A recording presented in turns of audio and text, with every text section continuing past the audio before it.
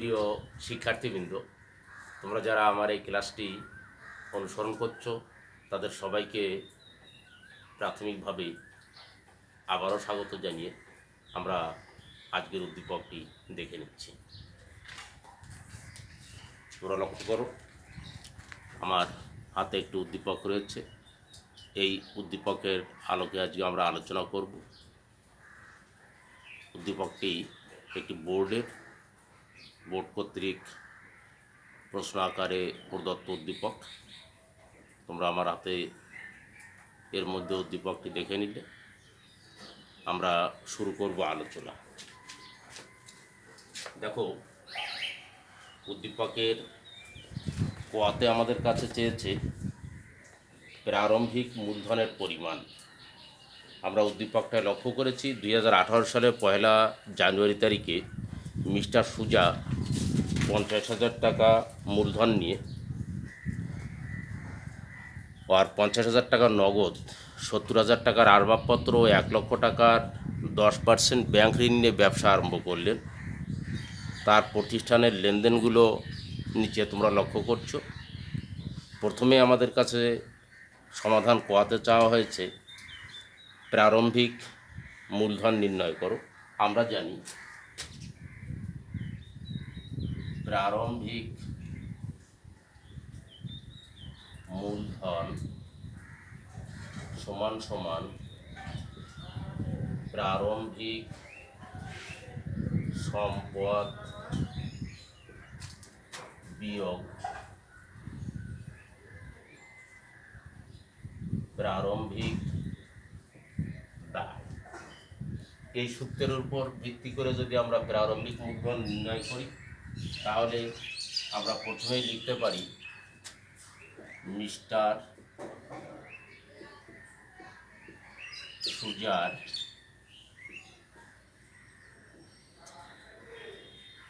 প্রারম্ভিক মূলধন নিম্নরূপ।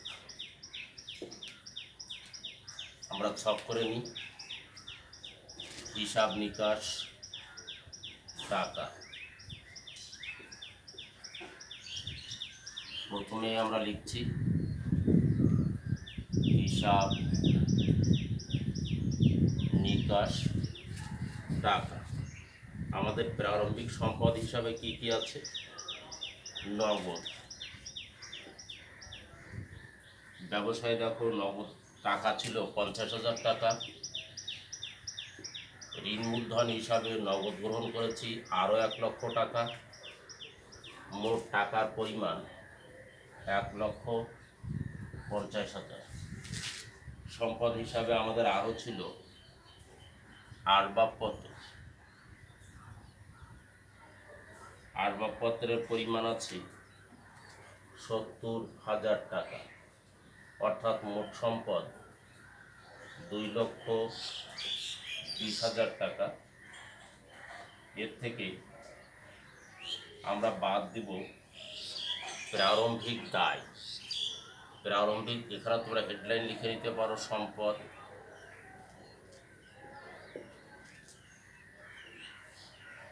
হেডলাইন লিখে দিয়ে পারো দায় 10% ব্যাংক ঋণ। ব্যাংক ঋণের টাকা এর থেকে আমরা বাদ দিয়ে দেব 1 লক্ষ। তাহলে আমাদের প্রারম্ভিক মূলধন থেকে যাবে 1,20,000 টাকা। এটার নাম আমরা লিখে দেব প্রারম্ভিক মূলধন। অর্থাৎ প্রারম্ভিক সম্পদ থেকে যদি আমরা প্রারম্ভিক দায় বাদ দিয়ে দেই তাহলে আমাদের প্রারম্ভিক মূলধনের পরিমাণ পাওয়া যায়। তো তোমরা হোয়াইট বোর্ডে সমাধানটি লক্ষ্য করছো। প্রারম্ভিক মূলধনের ক্ষেত্রে প্রারম্ভিক সম্পদ সমান সমান প্রারম্ভিক দায়। দাগ নাম্বার কতে আমাদের কাছে চেয়েছে মিস্টার সুজার হিসাব বইতে জাবেদা দাখিলা। এর জন্যে আমরা প্রথমেই ছকটা তৈরি করে নেব।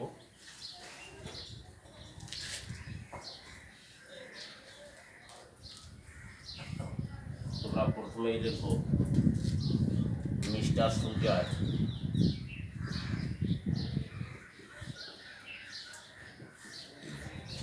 হিসাব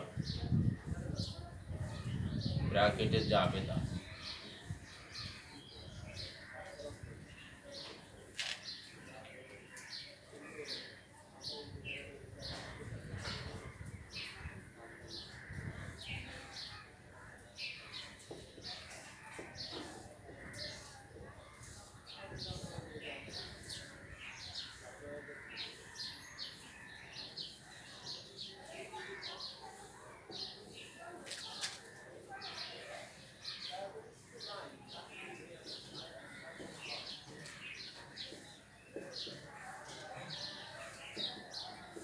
তারিখ বিবরণ, খতিয়ান পৃষ্ঠা, ডেবিট টাকা, ক্রেডিট টাকা। আমাদের ছক তৈরি হয়ে গেল এবং দেখো তোমাদের কাছে চেয়েছে জানুয়ারি 4, 10 এবং 15, জানুয়ারি 4, 10, 15 এবং 31 তারিখের লেনদেনের জাবেদা দাখিলা। আমরা লিখে নেব 2018 জানুয়ারি না, এটা জুন, 2018 জুন 4, 2018 জুন 4 আমাদের প্রাথমিক জাবেদা হবে ক্রয় হিসাব,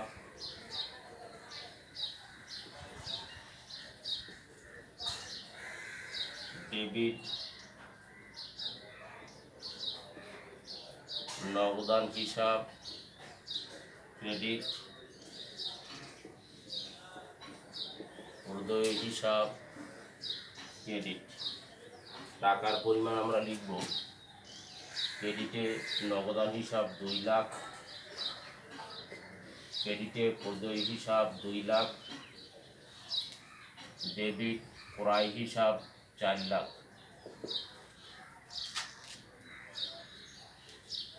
4 তারিখের পরে আছে 10 তারিখ, জুন 10, বিজ্ঞাপন হিসাব, ক্রয় হিসাব,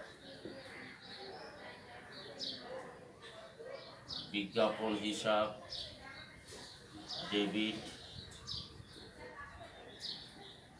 ক্রয় হিসাব, ক্রেডিট। টাকার পরিমাণ 1 লক্ষ, 1 লক্ষ। 4 তারিখের 10 তারিখের পর 15 তারিখ, 15 তারিখে চেকের মাধ্যমে পণ্য বিক্রয় আছে। দেখো 15 তারিখে দাগ কাটা চেকে পণ্য বিক্রয় করা হলো, যে জন্য আমরা জাবেদা লিখছি ব্যাংক হিসাব,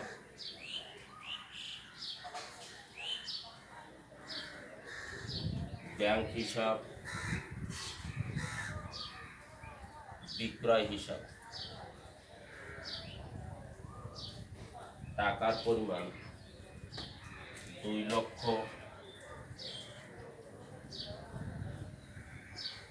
2 লক্ষ।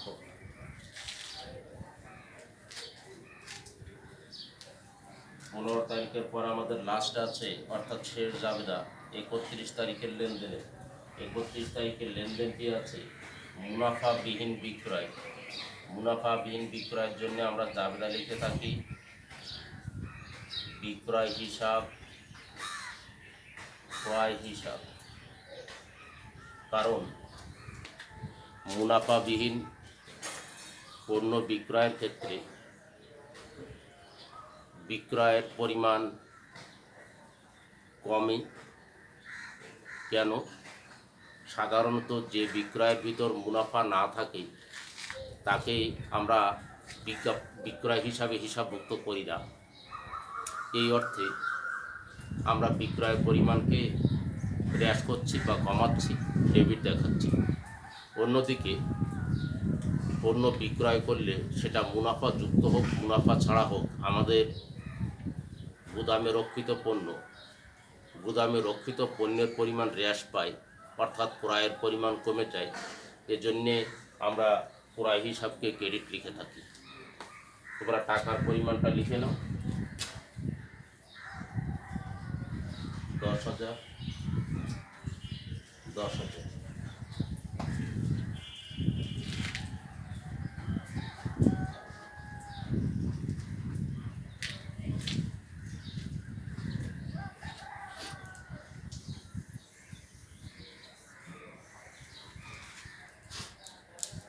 তোমরা আশা করি এর ভিতর সমাধানটি তুলে নিয়েছো। আমাদের কাছে এর পরবর্তী ধাপে খতিয়ান চেয়েছে, ব্যাংক হিসাবের খতিয়ান। আমরা ব্যাংক হিসাবের খতিয়ান প্রস্তুত করব আধুনিক অথবা চলমান যে স্তরে।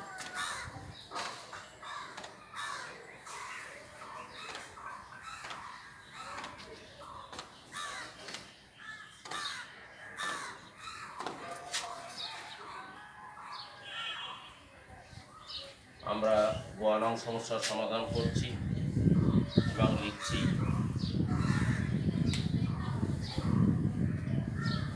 গোয়ের সমাধান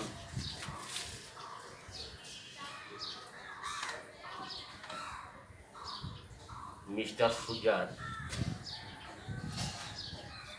খতিয়ান ব্র্যাকেটে ব্যাংক হিসাব চলমান যে ছকের খতিয়ান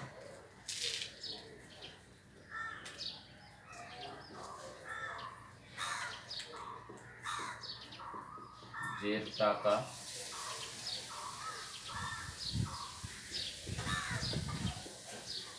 ডেবিট ক্রেডিট।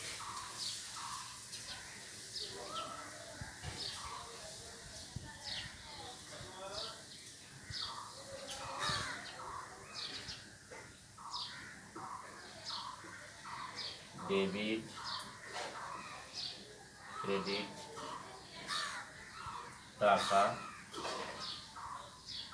টাকা।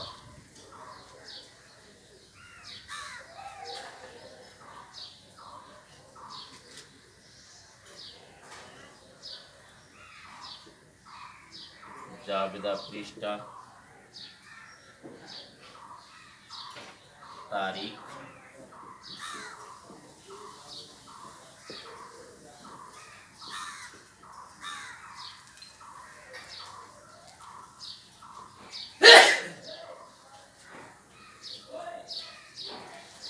তোমরা প্রথমেই লক্ষ্য করো জুন 15, 2018, জুন 15 নগদান হিসাব নামে টাকাটি আমরা বসাবো ডেবিট ঘরে 10,000, জের হিসাবে বসবে 10,000। জুন 15 প্রাপ্য হিসাব ডেবিট জের 2 লক্ষ, ডেবিট জের হিসাবে বসে যাবে 2,10,000। জুন 20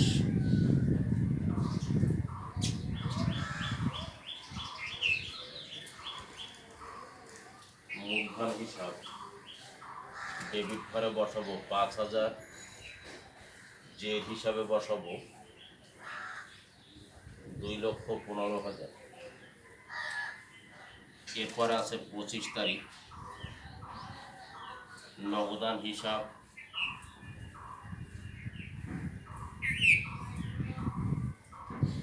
ক্রেডিট দিকে টাকা বসবে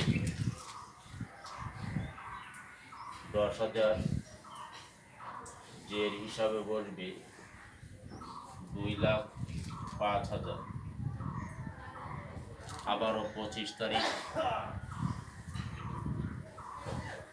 উত্তোলন হিসাব, টাকা লিখব, ক্রেডিটে 5,000, চেক হিসাবে বসে যাবে 2 লক্ষ টাকা। এর মাধ্যমে আমাদের খতিয়ান প্রস্তুত পর্ব শেষ হলো। তোমরা খতিয়ানের সমাধানটি খাতায় তুলে নিচ্ছ এবং আমরা এর ভিতর আজকের উদ্দীপক থেকে প্রারম্ভিক মূলধন নির্ণয়, জাবেদা দাখিলা প্রস্তুত, খতিয়ান প্রস্তুত, এর উপর সৃজনশীল সমস্যার সমাধান করলাম। এটি আমাদের হিসাব বিজ্ঞান প্রথম পত্রের প্রথম অধ্যায়।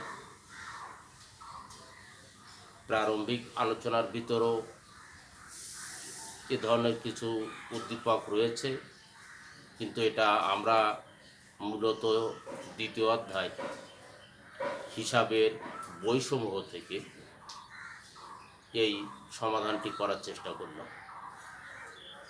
তোমরা উদ্দীপকটি লক্ষ্য করেছ, সাথে সাথে সমাধানটি খাতায় তুলে নিয়েছ। এখানে আমাদের ব্যতিক্রমধর্মী বা খুব করে শেখার যে বিষয়টি ছিল, তার মধ্যে আমরা দেখলাম যে দাগ কাটা চেকে যদি কখনো পণ্য বিক্রি করা হয়, তাহলে এই টাকাটা ব্যাংকের মাধ্যমে আদায় হয়। টাকাটি যদি ব্যাংকের মাধ্যমে আদায় হয়, জাবেদা দাখিলা প্রণয়নের ক্ষেত্রে আমাদের লিখতে হয় ব্যাংক হিসাব ডেবিট, বিপরীত যে হিসাব প্রদত্ত থাকবে, বিক্রয় থাকলে বিক্রয় হিসাব ক্রেডিট, প্রাপ্য হিসাব থাকলে প্রাপ্য হিসাব ক্রেডিট, এমনভাবেই লিখতে হয়। কিন্তু এটা যদি আমরা সরাসরি চেকে পেতাম, দাগ কাটা শব্দটা উল্লেখ না থাকতো, তখন আমরা একে নগদান হিসাব ডেবিট, প্রাপ্য হিসাব ক্রেডিট লিখতে পারতাম। এই একটা নতুন জিনিস আমরা শিখেছি। আমরা প্রারম্ভিক মূলধন নির্ণয়ের ক্ষেত্রে সূত্র আকারে শিখলাম প্রারম্ভিক মূলধন সমান সমান প্রারম্ভিক সম্পদ বিয়োগ প্রারম্ভিক দায়। অর্থাৎ ব্যবসা প্রতিষ্ঠান হিসাব বছরের শুরুতে যে পরিমাণ সম্পদ নিয়ে ব্যবসায়িক কার্যক্রম শুরু করবে, সেই সম্পদ থেকে প্রারম্ভিক যে পরিমাণ দায় থাকবে তা বাদ দিলে প্রারম্ভিক মূলধনের পরিমাণ নির্ণীত হয়। অর্থাৎ প্রারম্ভিক মূলধন সমান সমান প্রারম্ভিক সম্পদ বিয়োগ প্রারম্ভিক দায়। আমরা এই উদ্দীপকটাই লক্ষ্য করেছিলাম। এখানে প্রারম্ভিক সম্পদ হিসাবে নগদ তহবিল ছিল, ঋণ মূলধন গ্রহণ করা হয়েছিল। যে ঋণ মূলধনের নগদের সঙ্গে যোগ করে আমরা টাকার পরিমাণ দেখিয়েছিলাম 1,50,000 টাকা। অন্যদিকে আমাদের আরও একটি সম্পদ ছিল, যেটি হচ্ছে আসবাবপত্র। আমরা নগদ টাকা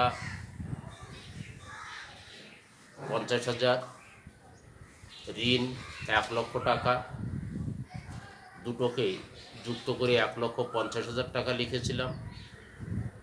তার সঙ্গে আসবাবপত্রের পরিমাণ ছিল 70,000। 1,50,000 যোগ 70,000, মোট টাকার পরিমাণ ছিল 2,20,000, যার থেকে আমরা ঋণের টাকা 1,00,000 বাদ দিয়ে 1,20,000 টাকা প্রারম্ভিক মূলধন নির্ণয় করেছিলাম। তাহলে আমাদের ব্যতিক্রমধর্মী আর ভিন্ন যে দুটি বিষয় ছিল, তা আমি তোমাদের সঙ্গে আবারও পুনরায় আলোচনা করলাম। তোমরা এটা বোঝার চেষ্টা করলে। তো আজকে এখানেই এখানে শেষ করছি। আগামী ক্লাসে আমরা আবারও একত্রিত হব। তোমরা সবাই সুস্থ থাকো, সুন্দর থাকো।